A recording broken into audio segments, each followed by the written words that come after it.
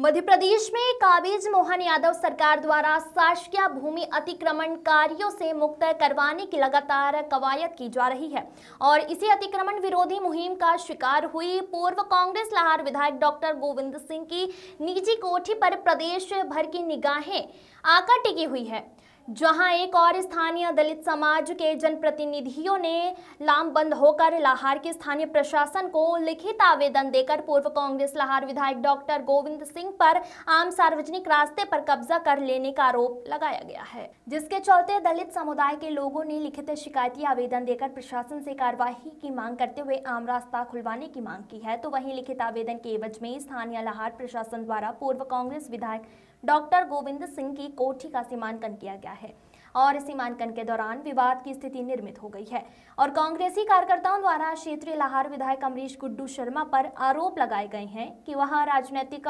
द्वेष के चलते यह अतिक्रमण रूपी हथियार से घटनाक्रम निर्मित कर रहे हैं। इनके साथ साथ इसी दौरान कुछ उपद्रवियों द्वारा घी में आग डालने के लिए यह उपजे घटना क्रम में ठाकुर ब्राह्मण जातिवाद का भी रंग डाला गया, लेकिन समय रहते और समझदारी दिखाते हुए पूर्व कांग्रेस विधायक डॉक्टर गोविंद सिंह और वर्तमान भाजपा विधायक अमरीश गुड्डू द्वारा वक्त रहते संभाल लिया गया, जो वर्तमान परिदृश्य के हिसाब से ठीक हुआ। लेकिन सीमांकन के उपजा विवाद यही नहीं रुका और सीमांकन के उपरांत पूर्व कांग्रेस विधायक डॉक्टर गोविंद सिंह को अपनी कोठी पर राजनीतिक द्वेष के चलते बुलडोजर चल जाने का खतरा व्यक्त हो गया, जो राजनीतिक गलियारे में खूब सुर्खियां बटोर रहा है। और इस घटनाक्रम पर भाजपा और कांग्रेस के शीर्ष नेतृत्व अपने अपने स्तर से पूरी निगाह बनाए हुए हैं और उधर पूर्व कांग्रेस लाहौर विधायक डॉक्टर गोविंद सिंह ने प्रशासन को अपनी ताकत और दमखम दिखाने के लिए चंबल आंचल में सत्ता पर काबिज भाजपा के मोहन सरकार की नीतियों के खिलाफ और खुद पर हो रहे अत्याचार के खिलाफ मध्य प्रदेश के कांग्रेसी दिग्गज नेताओं के साथ लाहौर विधानसभा क्षेत्र में अगस्त क्रांति के नाम पर आंदोलन कर बिगुल फूका है और ग्वालियर चंबल में अस्तित्व खोती कांग्रेस पार्टी में जान फूकने का काम किया है। और इसी के चलते आज लाहौर विधानसभा क्षेत्र में पूर्व कांग्रेस विधायक डॉक्टर गोविंद सिंह की कोठी को राजनीतिक सेंध मारी से बचाने के लिए और मोहन सरकार का आतताई बुलडोजर से उसकी रक्षा करवाने के लिए प्रदेश भर से एक से बढ़कर एक दिग्गज कांग्रेसी नेता इकट्ठा हुए और उनके निशान पर थे भिंड जिले के कलेक्टर संजीव कुमार श्रीवास्तव। और इसी के चलते प्रदेश भर से सभी इकट्ठा हुए कांग्रेसी एक स्वर में भिंड कलेक्टर की भाजपावादी मानसिकता के चलते विरोध में दिखाई दिए। उनका आरोप था कि भिंड कलेक्टर संजीव कुमार श्रीवास्तव तनख्वाह तो शासन की लेते हैं मगर प्रशासनिक गतिविधियों को भाजपावादी मानसिकता के चलते संचालित करते हैं। इसी के संदर्भ में पूर्व मुख्यमंत्री दिग्विजय सिंह ने भिंड कलेक्टर संजीव कुमार श्रीवास्तव के विरुद्ध सिटी कोतवाली में उन पर एफआईआर दर्ज करवाने के लिए भिंड कांग्रेसी कार्यकर्ताओं के साथ आवेदन दिया है और पत्रकारों के माध्यम से उन्होंने भिंड कलेक्टर से पूछा है कि भारत के संविधान में बुलडोजर से मकान गिराने का प्रावधान किस नियम में है और वह वर्तमान में जो चुन कर कांग्रेसी कार्यकर्ताओं पर गहन बरपा रहे हैं और इसी जुर्म के अत्याचार के खिलाफ हम सब एफआईआर दर्ज कराने की प्रक्रिया कर रहे हैं। नौकर की तरह काम कर रहा है, इस प्रकार से काम कर रहा है जैसे वेतन भाजपा के कोष से मिल रही है, आगे से हटाओ, मध्य प्रदेश शासन के कोष से नहीं मिल रही इन लोगों को। मैं जानना चाहता हूं कि ये बुलडोजर का जो घरों गिराने का एक प्रक्रिया चली हुई है, ये कौन से नियम में है? और यहाँ के कलेक्टर साहब कहते हैं कि भाई हिंदुओं का घर नहीं गिराएंगे, मुसलमानों का घर गिराएंगे। ये तो कानूनन जुर्म है।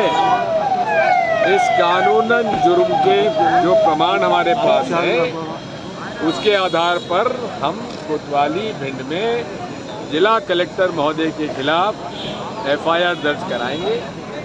अगर नहीं करेंगे तो अदालत में एफआईआर दर्ज कराने के लिए कार्रवाई प्रदान किया जा रहा है। उसके पीछे महल का हाथ तो नहीं है, डॉक्टर गोविंद सिंह को जो प्रदान किया जा रहा है उसके पीछे महल का तो हाथ नहीं है सिंधिया जी का। देखो महल को हमारा क्या लेना देना, भाजपा का हाथ है, तभी आप कोतवाली जा रहे हैं। कोतवाली जा रहे हैं।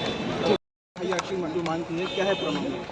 ये एक्चुअली जो कार्रवाइयाँ हुई हैं अभी अतिक्रमण हटाओ के अंतर्गत चूँकि इसमें लाहौर में आपको मालूम है कि डॉक्टर गोविंद सिंह के मकान की नफ्ती वगैरह की गई है कि वह सरकारी ज़मीन पर है या नहीं, और उसके संबंध में कार्रवाई की जा रही है लगातार। ये केवल उनके ही नहीं बल्कि अन्य जहाँ भी अतिक्रमण किए गए हैं उन पर नफ्ती करना, शासकीय भूमि को वापस उसके मालिकान तक लौटाना, और यह कार्रवाई प्रशासन द्वारा लगातार की जा रही है। इसी बात को लेकर शायद चिंता जाहिर कर रहे हैं कांग्रेसी जन, और कांग्रेसी जनों की इस चिंता को उन्होंने अपने अभिलेख में उतार कर अपने पत्र के माध्यम से थाना देहात में दिया है। एक ज्ञापन आज कलेक्ट्रेट में भी कलेक्टर महोदय को भी दिया गया, तो उक्त दोनों के संदर्भ में जो भी उचित कार्रवाई होगी। सर क्या साक्ष्य दिए गए एफआईआर के लिए? अभी जो भी है उसको वीडियो वगैरह भी दिया है, उनका जो भी पत्र दिया गया है उसका सूक्ष्मता से विश्लेषण किया जाएगा और उस पर जो भी विधि सम्मत कार्रवाई होगी हम लोग करेंगे। किसके खिलाफ किया गया? बात यह है कि अधिकारी कर्मचारी सर्विस रूल का पालन करना भूल रहे हैं और बीजेपी के कार्यकर्ता के रूप में अपना व्यवहार बना रहे हैं। इसका कांग्रेस पार्टी ने निर्णय लिया है कि जो कर्मचारी, जो अधिकारी आखिर यातना देगा, प्रताड़ना करेगा, नियम विरुद्ध काम करेगा, उसके खिलाफ कांग्रेस पार्टी एग्रेसिव रहेगी। और वो चाहे कलेक्टर हो, चाहे पटवारी, चाहे हवलदार हो, चाहे तहसीलदार, चाहे टीआई हो, चाहे एसपी, किसी ने भी अगर नियम के विरुद्ध बीजेपी के कार्यकर्ता बन के काम किया उसकी एफआईआर यहाँ होगी। और इसके बाद यहाँ अगर थाने ने अपना काम नहीं किया तो हम अपना कोर्ट से काम करेंगे। अब अधिकारियों को समझना पड़ेगा कि सरकार की नौकरी करते हैं, वो नौकरी बीजेपी की नहीं करते हैं। तो जहाँ भी आम जनता पे, कांग्रेस के कार्यकर्ता पे इन्होंने बीजेपी के नेताओं के अनुसार कार्रवाई की, यानी ये तैयार है न्यायालय में, कोर्ट में इनकी एफआईआर जाने के लिए, फिर तारीखें भुगतने के लिए। कांग्रेस पार्टी उसी के तहत जो यहाँ के कलेक्टर थे वो अभी सर्विस रूल का नियम पालना भूल गए, उसको उनके खिलाफ आई। धन्यवाद।